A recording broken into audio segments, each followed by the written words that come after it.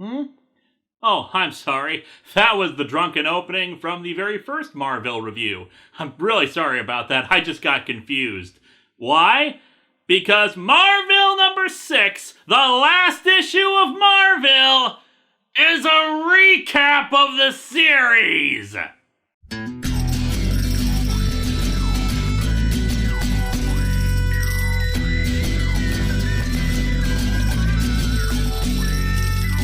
Welcome to Atop the Fourth Wall, where bad comics burn.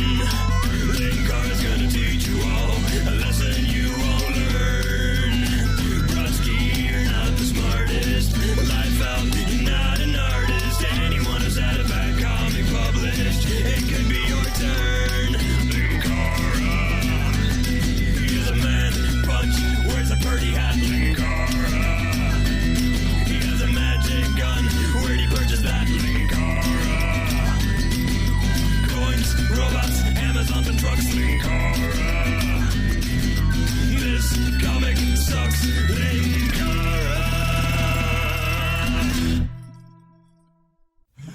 Is this the real life? Is this just fantasy? Caught in a landslide.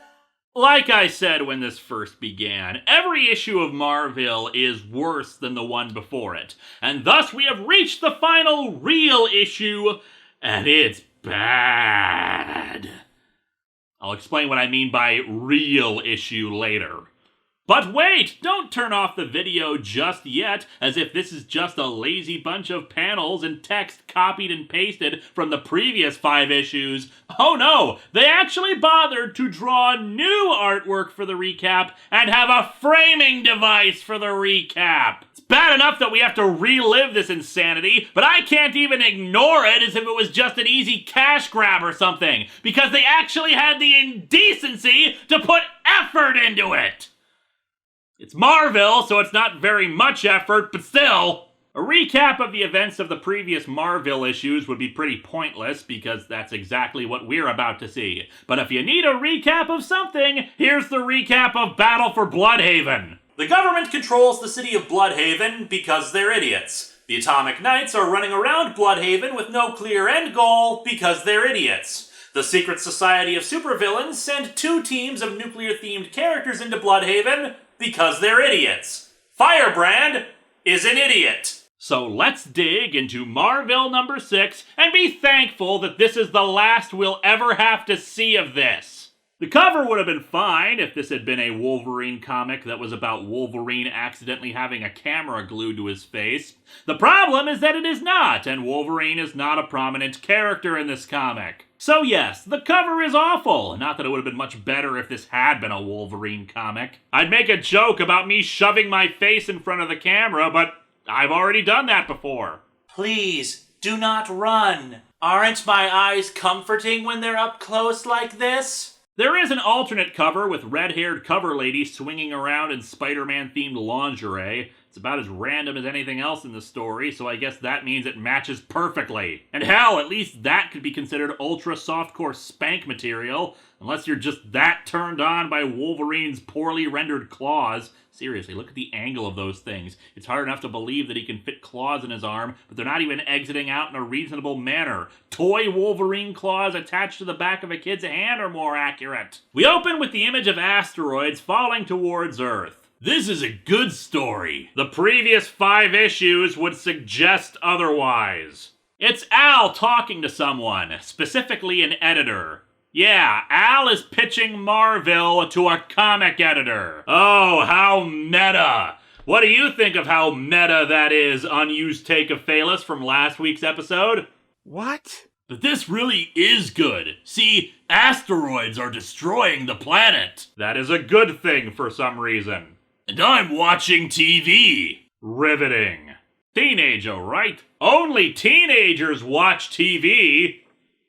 And by the way, this is what I mean by effort. The image on the TV, it's the same one that was in the first issue of Marville. The artist actually gave enough of a damn to go back and make sure it was the same. How depressing is that? That Marville is the one that remembers stupid little continuity like that, yet a team of writers and artists on Countdown can't keep things consistent from one issue to the next. He explains that his parents sent him back in time to save his life, and the editor asks why they didn't go with him. I think they were trying to stay true to the Superman legend. 1. The Superman legend did not involve time travel using PlayStation and Atari parts. 2. In the original issue, Ted Turner said that their tragic deaths will give him a heightened sense of responsibility. That's Spider-Man, not Superman! And he can't say that he didn't know their motivations because he was there when Ted Turner said it! The editor, however, decides to harp on the Superman thing. What is this, a Superman remake? It will never sell. You can't just go changing a legend. Superhero origins are sacred. Ask any fan. Ah ha ha ha ha ha! Ha! Ha! Funny! That's the whole point of the story. Readers should love their heroes, but not get too hung up on the stories that writers make up about them. Wait, that was the point of Marville? Then why the hell did we spend 3 issues on incorrect science related to the origins of the universe and humanity? The hell does that have to do with superheroes? Also, bullcrap. Emotional investment is necessary for us to care about the outcome of a story. You can't have it both ways. It's either pretty artwork just for the sake of pretty artwork, or a story where the outcome is relevant to us. Or, at the very least, you can't have ongoing continuity. Actions either have consequences or they don't. Maybe this is just his way of trying to say our criticisms for Marville are irrelevant because we're not supposed to care about it. Which is the kind of stupid logic I expect at this point, frankly. The editor is already confused. I'm not tracking here. How do you separate the hero from his story? Ask the creators behind Amazon's Attack. They did a great job of separating Wonder Woman from her own damn crossover. Also, that sentence comes out of nowhere. He wasn't talking about the hero and their story. He was talking about reader investment. You'll see, if you'll just make a comic book about my story, see? Al, they did, and I still don't see! I am going to have to stop critiquing every piece of dialogue in this because this is taking far too long. Much like how All-Star Batman and Robin takes too long. We cut to 5 hours ago. So 5 hours ago from 3 hours ago? What time is it? He says he was reliving the origin stories of Superman, Spider-Man, and Batman, and all were sillier than the last. But the editor objects to this, though for different reasons than I do. Listen, son, you can't go around saying that comic legends are silly. Comic books are serious business! Now let me tell you about Arm Fall Off Boy. They are all great heroes, but the same old stories about them are getting, well, old. He's got a point there, but fortunately we've got some fresh concepts in superheroes, like Psycho Man. Or maybe this is just one of those mysterious things that just happens, like the first time I came. Or perhaps Captain Electron. Plus, with how tight it looks around his neck, it kinda seems like it's choking him. Which would probably explain why it seems like he's looking off in 2 different directions. Or even Captain Tax Time. He's apparently the guy from the cover who thinks that stripes equals taxes. Al says that he wanted to be a hero, so he started fighting crime. The editor likes this since crime fighting sells, which is such a bizarre statement to make in relation to superhero comics. No kidding, crime fighting sells when they're the dominant friggin' genre in comics and have been so for 70 years. You would think someone like Bill Jemas, who works behind the scenes of a comic company, would actually know how editors talk. That's what I thought, and I had my speeding bullet feeling. Speeding bullet? The hell? Oh, I get it. That feeling you get when someone's going to shoot you. Yes, Al, I imagine you would have that feeling. And here's where we start getting that Marville laziness to set in, because now most of the pages are either going to be splash pages or 2 panels per page. It's new artwork, but not particularly good artwork. Hell, look at poor Spider-Man up there. He must have over-jammed his web cartridges that day, since they're as thick as power lines now. But then I realized that good and bad aren't black and white. What, not gonna bring up the time you met Alan Greenspan? Or Rush Limbaugh? Or Spike frickin' Lee as the Kingpin? Or do you just want us to forget all about your celebrity guest stars? Unfortunately, I can't forget! Spike Lee is the Kingpin.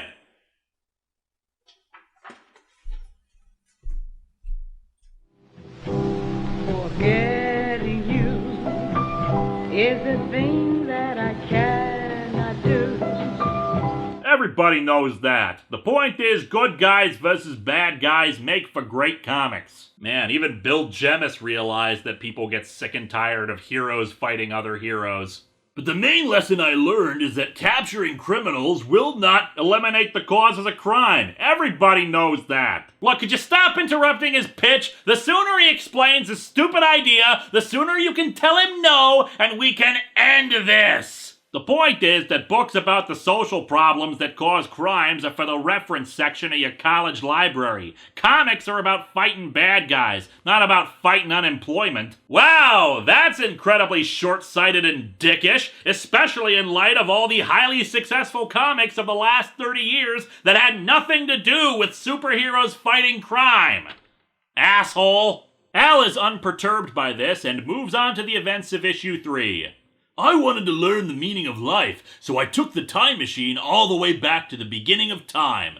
I was ready to find God. Unfortunately, he brought us along for the ride. Did you find him in heaven? I just realized the editor is not questioning the fact that Al is telling this story as truth. The editor only cares about the comic aspect of it, not signaling for security to get this crazy person who claims he's from the future out of his office. Anyway, but it turns out he's down here with us on Earth, and he's not just with us, we are actually part of him. Can you see how blank my stare is? Can you see how annoyed my stare is? You know, like ants in an anthill. Together they have a collective intelligence that none of them understand. I'll just add this to the ever-growing list of things that Bill Jemas doesn't understand. The editor is equally dismissive. It's a miracle. I never thought I could care this little about a comic. I'm beginning to think this is just the actual conversation Bill Jemas had with the other people at Marvel when he proposed this thing. Then me and the girls meet this guy Jack and we go skinny dipping. Well, enough about sociology. Let's talk about naked people. And of course, this is the first time Al has brought up Mickey and Lucy, but hey, here's a repeat of them swimming around naked. Still don't get the point of them being naked. He talks about the single-celled beings that created life, thankfully not telling us this time about how cute they are, and then how Mickey and Lucy disagreed on what this said about God and the universe. Mickey the cab driver? No, Mickey the good lord, the proportions on this artwork! Look at the size of her feet. Each one is bigger than her head. Her legs aren't any better, approaching 22 Brides level stilt legs. Say, that reference I just made to 22 Brides reminds me of my review of 22 Brides. This comic sucks. There was a deeper meaning I was trying to convey when I reviewed 22 Brides. Namely, that 22 Brides sucked. Also, her taxi is just short of a monster truck in terms of its size. Al then brings up Lucy's side of it. Also, Al has gone out of his way to point out that Mickey went to Rutgers University and Lucy to Princeton. I think it's a vain effort to try to make it seem like the characters are so intelligent and we should totally believe what they're saying, ignoring the fact that they're not real people! Oh, but a quick look at Bill Jemas' Wikipedia page says that he's originally from Princeton, New Jersey, and he has a degree from Rutgers. So it could have just been a cute little pointless shout-out. Either way is dumb. But hey, let's forget about that and move on to more pseudoscience. The editor talks with Al briefly about how friggin' obvious all this stuff is, until Al points out that plant species had to eat their parents to survive. I never thought about this before, But now that I have, I still don't care. Does anything exciting happen? Do I even need to be here? The editor seems to be doing just as well without me. So, what's the exciting thing? We battle the dinosaurs. If by battle you mean ran repeatedly away from. Did you use superior human intelligence to defeat them? No, fortunately, we had a single-celled organism in my jacket that evolved into a fish and then a talking Jewish duckbill named Snorts who was able to convince them that we weren't a threat. Why are you looking at me like that? Not really, they just decided not to kill us. See, they accepted us as family. Those critters will do anything for their own species, but everything else is just food. No, that's not what happened. Is Jemus forgetting what happened in his own damn story? Snorts convinced them they were friends. They didn't just decide not to kill them. It was stupid, yes, but if you're gonna recap this mess, do it accurately. Okay, kill a be killed, eat a starve. What are you trying to achieve? World peace. Didn't issue 5 end with the declaration that we just need to stop believing in things, have sex, and thus world peace? Really don't know what's going on anymore. Oh, and now it's time for new material that Al claims was talked about before, but it wasn't. Trust me, I've actually read the other issues. Jack wanted to show us how 500 million years of evolution taught animals to limit their compassion to their own species. That way, they do what they need to survive in blissful ignorance of the feelings of their victims. Blissful ignorance is bad? No, the world would grind to a halt without it. If carnivores saw herbivores as family, they would stop eating herbivores and starve to death. Yep, you loved the sound of your very own voice anymore. You would probably just sit in a little room all day and sing to yourself. Just in case you don't remember, animals kill members of their own species all the damn time. This leads to Al saying that without this, the herbivores would multiply out of control, eat up all the plants, and the animals would die off, and there wouldn't be any carbon dioxide, and thus the end of the world. Of course, he's saying this while there's clearly still plant life present in the artwork, and this really has nothing to do with anything. Is that magma in the bottom of the panel or a pool of blood? So now it's time for the editor to get him back on track, asking what this has to do with world peace. I didn't get it either, until I met Wolverine. Wolverine moves merchandise! And yet it didn't save the sales of this series. We'll be right back, you slifer slackers. And now we're back. I love this outfit. Wolverine was the first human. Still sticking with that story, eh? You know this is a work of fiction because the editor didn't toss his ass right out at that moment. He was raised by animals, by Neanderthals. And another one for the list, Bill Jemus does not know the difference between animals and Neanderthals. They talk about the crap from last time, about whether it was war between humans and Neanderthals that killed off the Neanderthals, or if human genetics was just a more dominant aspect, and oh dear lord, this is still so asinine. Wolverine had hundreds of mates. All of the children were human, and all of their children were human. I guess that stands to reason, but it's not a popular theory among archaeologists. Because our basic inbred instincts are against seeing any of those Neanderthal animals as part of the human family, and we can't get our arms around interspecies mating. Those stupid archaeologists with their degrees and actual scientific research, they know nothing. I, a comic book writer, know more than they do. The editor says he's heard enough. Will you publish my story? I like it personally. Why? But there is just not enough action for the comic. Hey, I forgot to tell you about the part where asteroids clobber the Earth's surface. Did you know that the dinosaurs died off? I sure didn't! Mass genocide, when you need more action for your comic book story. Why not? It worked for Countdown. The editor asks if Jack knew that the asteroids were coming, and Al begins to wonder about that himself. Okay, here's a good one. Think about why God didn't wait until after the asteroid shower before he created life and started evolution. See, then dinos never would have been killed or massacred. Did Jack tell you that? Well, no, but then again, he was kind of preoccupied. Anytime he saw water, he immediately stripped down and went swimming. Al asks the editor if he's proposing that God is evil because he let the dinosaurs die off. No, just the opposite. See, in your story, you can show God planning the whole Jurassic Park so that mankind would someday find crude oil. Period! Jurassic period! Not Park! Jurassic Park was a movie! How is even the editor getting this wrong? Why are they still having this conversation? Just end! End!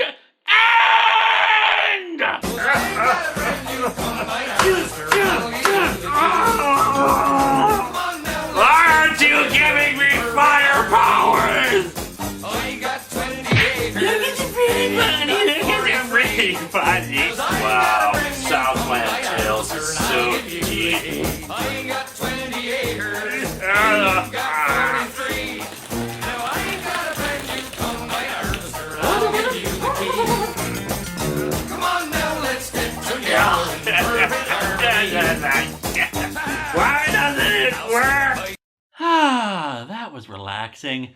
Looking at old clips of my insanity is far more entertaining than anything these characters have said so far. The editor suggests that the death of the dinosaurs and their transformation over millions of years into crude oil were part of God's plan, since all of the products of that, like gasoline and rubber and plastics, make modern life possible for us. None of that ever came up in conversation. Of course it didn't. You were too busy talking about how body heat was connected to fricking spines. It all fits. Everything. Yeah, much in the same way that if you take a hammer to two puzzle pieces from different sets, they'll eventually fit together.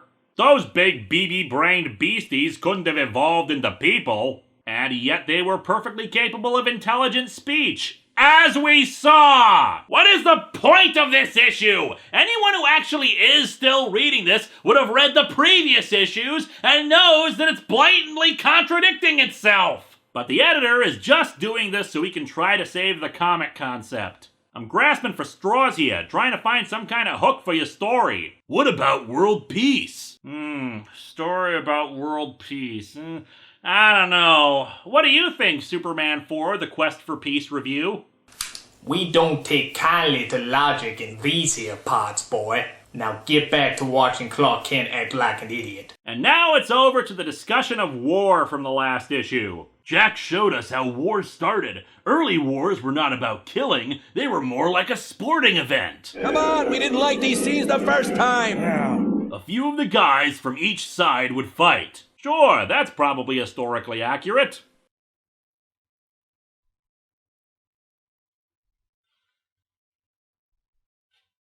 See, the main point is that the tribes did not hate each other. They had their beefs, but they understood that they were all part of the same human family. No. As far as we can tell, prehistoric civilizations engaged in murderous warfare too. It was quite common. There was no recognition of mutual family and crap. We didn't just conk each other on the heads and then sing Kumbaya for the rest of the night. It says on Bill Jemis's Wikipedia page that he has a bachelor's degree in history and a Juris Doctor from Harvard Law School. He minored in philosophy and economics. How can someone with those kind of credentials not know anything about those subjects? The editor says that ending war is as simple as understanding that we're all part of the same human family. Unfortunately, it's not that simple. Then what was the point of any of this? Early men really believed in community. They considered all of nature to be family. Sure, an ancient hunter who killed a deer would make a sacrifice to the god of the deer. It was all part of their mythology. To them, it wasn't mythology. It was a religion that showed their compassion toward all living creatures. They showed their compassion for living creatures by killing a living creature. What the fudge pickle? The editor says he's not going to publish a book about religion or politics. We'll just ignore those other Marvel comics that have dealt with the nastier side of religion and politics. So, what were they called? Oh yeah, the X-Men! But religion and politics are the whole point of the story. You said earlier that the point was about teaching people that they shouldn't take comic books so damn seriously. Do you have some kind of condition where you can't focus on just one thing? He says that the chiefs and medicine men of early tribes helped to form them into working communities, but eventually their ideologies made neighboring tribes into enemies. It allowed them to think it was okay to kill them without compassion or think of other people as less than human. In other words, politics and religion should serve the people instead of telling people to hate. There's your grand conclusion to all of this. The no fricking duh philosophy that Bill Jemas has been trying to teach us. And so our comic, and Marville, ends with Al walking towards the exit, the editor rejecting the comic. Son, if it were up to me, I'd publish your book for you, but this thing will never sell. But we're talking about world peace. Sorry, kid. You sanctimonious sack of feces! You're trying to pin this on us? Marville failed sales-wise because we couldn't accept your grand vision of world peace? That we only wanted superheroes punching each other? Go to hell! Your comic didn't succeed because it started as a lame, unfunny parody of the comic book industry and then was an inaccurate, moronic tale about God and the universe. It failed because it sucked! And we're not even fully done yet, because now we have more of Bill Jemas whining about how it's our fault that his comic didn't do very well. An open letter from Bill Jemas to comic book creators. Marville does not have the stuff that makes for top-selling comics, but it does explore the origin and meaning of life, so I thought it was worth a 6-issue series. Technically, it was a 5-issue series, and then a 6th issue where you jerked around retelling those 5 issues. You could have just published this and saved us all a lot of time. And because I'm president of Marvel, I could ignore the bean counters and publish Marville without regard for minimum sales projections and margin requirements. Yeah, you acted like a real responsible president, what with you starting this comic on a bet with Peter David in the midst of trying to recover the company from its friggin' bankruptcy. Good use of company resources there, dude. And now that he's done pissing on his readers for not accepting his vision, now he's gonna piss on the competition. He talks about how there aren't a lot of openings for new talent at Marvel, and you could work for DC, AOL Comics. Yeah, keep that topical, asshole. But they don't publish anything that actually says anything. Yeah, I mean, what comics have DC ever published that had deep meanings and said important things? Oh yeah, quite a few. You can try Image, but they have their own financial limitations, and they ask you to cover your own creative costs along with their printing costs. So this outlet is plugged into a life savings vacuum cleaner. I admit I don't know how accurate that statement is, but Billy Boy, if you're trying to say something important, is money that big a deal? You can try one of the indie publishers, but they can't afford coloring or coated paper, so your graphic story won't look very good. Oh yeah, and Marville has just looked like a frickin' Da Vinci painting, and the fact that it was in color really helped the quality. So where the hell is he going with this? Well, apparently, the experience with Marville has inspired him to create a new Marvel imprint, Epic Comics, a line for creator-owned stories to give a new platform for new talent. Actually, Epic had been a previous Marvel imprint in the 80s and 90s, but had died probably because of the speculator boom and Marvel's then coming bankruptcy. And to be fair, after all my yelling, this was a good idea. One of the problems of the modern industry, especially in regards to Marvel and DC, is just how little new talent gets to come in on the writing side of things. They try to attract novel writers and movie writers who aren't actually big comic book fans when they should be trying to attract fresh talent like they've done before. So it's a great idea to create a line of comics devoted to getting people who could bring in innovative ideas and new concepts and imaginative... It lasted 1 year before it was canceled again. Yeah. Now here's where we come to the real finale of Marville. See, as I have been stating throughout the Marville reviews, the series is only 6 issues long, but technically 7. Now, why is that? Well, because there was a 7th issue of Marville published. It's not really an issue of Marville. Marville number 7 is the submission guidelines for Epic Comics. So you have a new imprint that you want people to submit to, and instead of labeling it as submission guidelines, you make it the 7th issue of a comic that not a lot of people read. Really does fit in with the Marville brand of logic, doesn't it? And that is why Marville number 7 is technically the best and worst issue of Marville. For the very same reason. Because it has absolutely nothing to do with Marville. Now, a clever writer would have made it connect with Marville by having Al, Lucy, and Mickey describing these guidelines, but no, just lots of text and stock artwork. These guidelines are really kind of odd, too. They keep admitting that the books with the greatest sales potential are ones with Marvel staples like Spider-Man or the X-Men, but that they already make so many Spider-Man and X-Men books that it's hard to stand out from the crowd, and they really want the best possible stories out there to make things look different. It is rather amusing, though, that they admit that they don't really care about excelling the creator's profit, but their own, citing that creator-owned books don't really sell all that well. From Marvel's point of view, these books don't have much value, because most of the long-term upside opportunity for ancillary revenue belongs to you, not us. Marvel Comics, we only care if we succeed!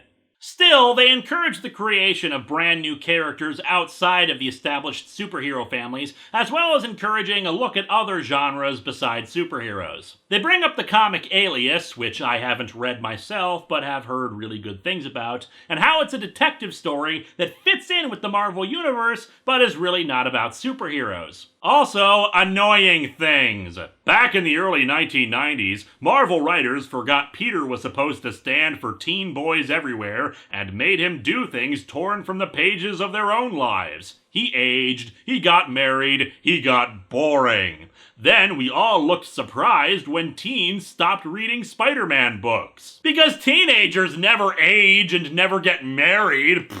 However, teenagers do make deals with Satan. Thanks for that wisdom, Marvel! But let's not turn this into a diatribe on one more day. In the end, this whole thing has been about Marville. And my friends, Marville sucks!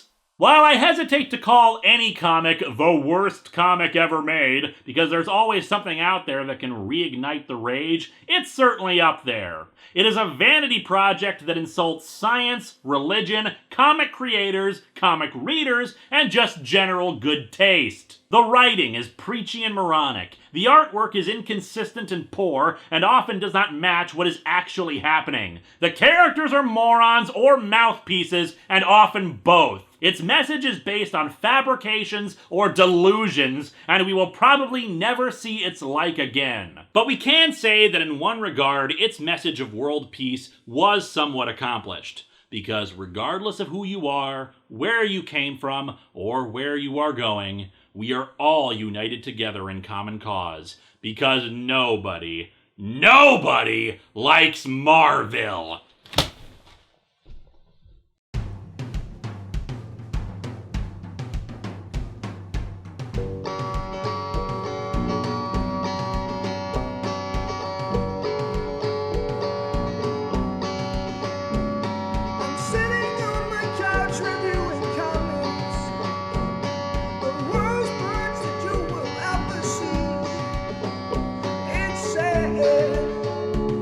That comic books